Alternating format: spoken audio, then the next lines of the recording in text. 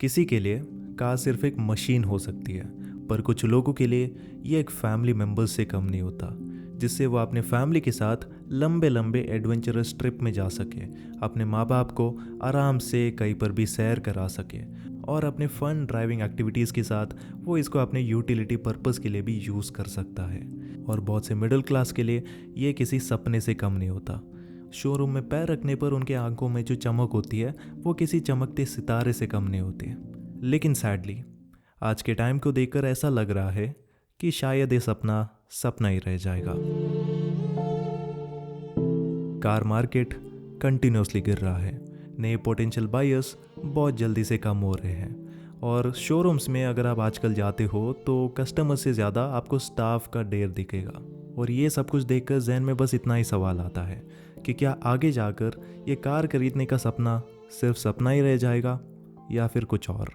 वैसे देखा जाए तो इंडियन ऑटोमोबाइल सेक्टर के गिरने के कई सारे रीज़न हो सकते हैं, लेकिन इनमें से मैं बस आपको 3 कारण बताना चाहता हूँ, जिसमें से सबसे पहला कारण है हाई टैक्स रेट्स।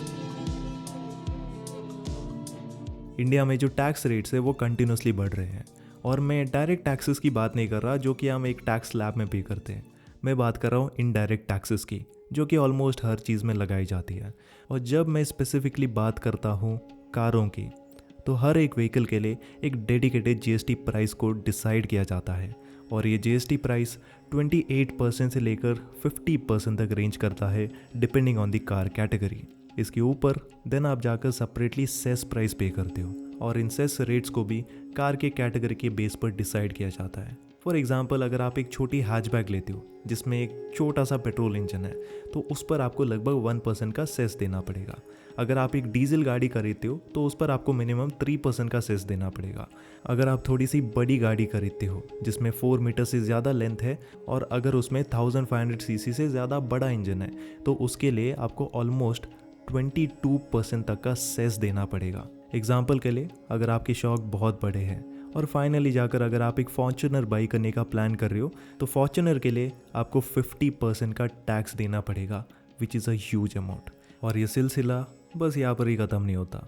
इसके बाद जाकर आप रोड टैक्स भी पे करते हो और ये जो रोड टैक्स है वो depending on the states different हो सकता है। फॉर एग्ज़ाम्पल, मैं कर्नाटका में रहता हूँ और कर्नाटका के अंदर one of the highest road taxes होते हैं। फॉर एग्ज़ाम्पल, मान लो कि अगर मुझे क्रेटा का टॉप मॉडल लेना है, वो भी टर्बो ऑटोमेटिक के साथ, तो इसकी एक शोरूम प्राइस मुझे पड़ेगी लगभग 20,34,000 की, लेकिन जो आरटीओ चार्जेस है वो ऑलमोस्ट 4,11,000 तक पहुंच जाती है। इसके बाद जाकर 90,000 रुपीज़ का इंश्योरेंस, उसके ऊपर भी जीएसटी और बाकी मिसलेनियस चार्जेस वगैरह डालने के बाद ये गाड़ी मुझे ऑलमोस्ट 25,50,000 रुपीज़ पर पड़ेगी। तो इधर ही आप देख सकते हो कि एक 20 लाख की गाड़ी के ऊपर 4 लाख तक का जो रोड टैक्स है ना वो हम सीधा पे कर रहे हैं और बदले में हमें क्या मिलता है, ये खराब रास्ते। अभी ये जो भी मैंने रेट्स बताया ना, ये बस कार खरीदते समय है। कार खरीदने के बाद उसको आपको चलाना भी पड़ेगा, तो चलाने के लिए फ्यूल की ज़रूरत पड़ती है। तो फ्यूल के लिए अभी के टाइम पर ऑलमोस्ट 40 to 50% का टैक्स गवर्नमेंट चार्ज कर रही है। इसके बाद जाकर आप अपनी गाड़ी को सर्विस भी करेंगे एंड सर्विस के टाइम पर भी आप सेपरेटली जीएसटी पे करते हो। देन आपको टोल टैक्सेस भी सेपरेटली देने पड़ेंगे एंड आफ्टर दैट अगर आपके शौक थोड़े से बड़े हैं देन टाइम के साथ आप थोड़े बहुत एसेसरीज़ भी अपने गाड़ी में इंस्टॉल करेंगे, तो उन एसेसरीज़ के लिए भी आपको सेपरेटली टैक्स पे करना पड़ेगा।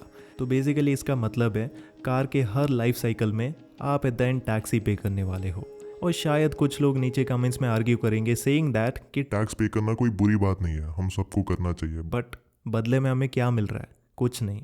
मेन रोड्स में कचरा फेंका जा रहा है, रोड्स में बड़े बड़े से गड्ढे हैं और ऐसे बहुत सारी चीज़ें हैं जिसके बारे में अगर मैं बताना शुरू कर दूंगा तो ये वीडियो बहुत ही लंबी हो जाएगी। इसके बाद जो सेकंड रीज़न है वो है आजकल की हमारी सैलरी। जो ज़्यादातर मिडिल क्लास लोग हैं उनकी सैलरी 2 से 4 लाख के बीच में रेंज करती है। हो सकता है कि कुछ लोगों की सैलरी 10, 15 या फिर 20 लाख के ऊपर भी हो, बट उनकी संख्या बहुत कम होती है। ज़्यादातर लोग इसी 2 से 4 लाख के ब्रैकेट में आते हैं और कहीं ना कहीं इतने सैलरी में एक कार को ओन करना बहुत मुश्किल है, स्पेशली वो इंडिविजुअल्स जिनके ऊपर ऑलरेडी फैमिली रिस्पॉन्सिबिलिटी बहुत ज़्यादा है। लेकिन मान लो कि जैसे तैसे करके इसी सैलरी में वो कुछ सेविंग्स वगैरह करके ईएमआई पर गाड़ी ले लेता है, लेकिन इसके बावजूद भी जो पोस्ट परचेज कॉस्ट होता है including the fuel price, insurance, maintenance etcetera. ये सारे फैक्टर्स फाइनेंशियली बहुत ज़्यादा बर्डन क्रिएट करेंगे। और आजकल वैगनर जैसी एक सिंपल अफोर्डेबल हैचबैक को भी ओन करना बहुत मुश्किल हो चुका है। इस चीज़ को मैं इसलिए बता पा रहा हूँ क्योंकि 80% ऑफ द टाइम ऑफिस के बंद दीवारी में मैं काम करता रहता हूँ और बदले में मेरे काम के लिए जो सैलरी मुझे दी जाती है उससे मैं लिटरली एक बाइक भी नहीं खरीद सकता। इसके बाद जो थर्ड रीज़न है वो है इंक्रीजिंग व्हीकल प्राइस। आजकल अगर आप देखते हो तो सारे व्हीकल्स की जो प्राइस है ना वो दिन ब दिन बढ़ती जा रही है।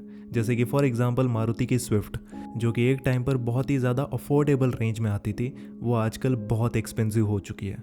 करंटली इस गाड़ी की एक शोरूम प्राइस है 6.5 लाख रुपीज़ और अगर आप ऑन रोड कीमत लगाने की कोशिश करते हो तो ये ऑलमोस्ट आपको 8 लाख रुपए की पड़ेगी, एटलीस्ट इन कर्नाटका। वैसे अगर आप 5 साल पहले जाते हो तो 2017 में स्विफ्ट का जो थर्ड जनरेशन मॉडल था उसका बेस वेरिएंट ऑलमोस्ट 5 लाख में आता था।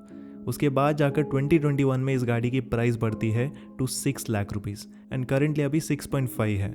आगे जाकर इसकी प्राइस और भी ज़्यादा बढ़ने वाली है, इसके रिगार्डिंग मुझे रूमर्स मिले थे। और ये बस मैं मारुति के रिगार्डिंग नहीं बता रहा, ऑलमोस्ट जो सारे कार कंपनीज है वो अपने कार के प्राइस को बहुत ही जल्दी से पंप कर रहे हैं, लेकिन लोगों की सैलरी उतनी ज़्यादा तेज़ रफ्तार से नहीं बढ़ रही है। और कहीं ना कहीं इस इंक्रीजिंग कार प्राइस का जो मेन रीज़न है वो है rise of raw material cost and also कुछ कार कंपनीज थोड़े लालची हो चुके हैं क्योंकि उनको ज़्यादा प्रॉफिट कमाना है। सो एज अ रिजल्ट वो अपने कार के प्राइस को काफ़ी ज़्यादा पंप कर रहे हैं। बट एट द एंड भुगतना पड़ता है डीलरशिप्स और एंड कंज्यूमर्स को। इवन एज अ बोनस में एक और पॉइंट ऐड करना चाहूँगा, that is the stricter emission norms.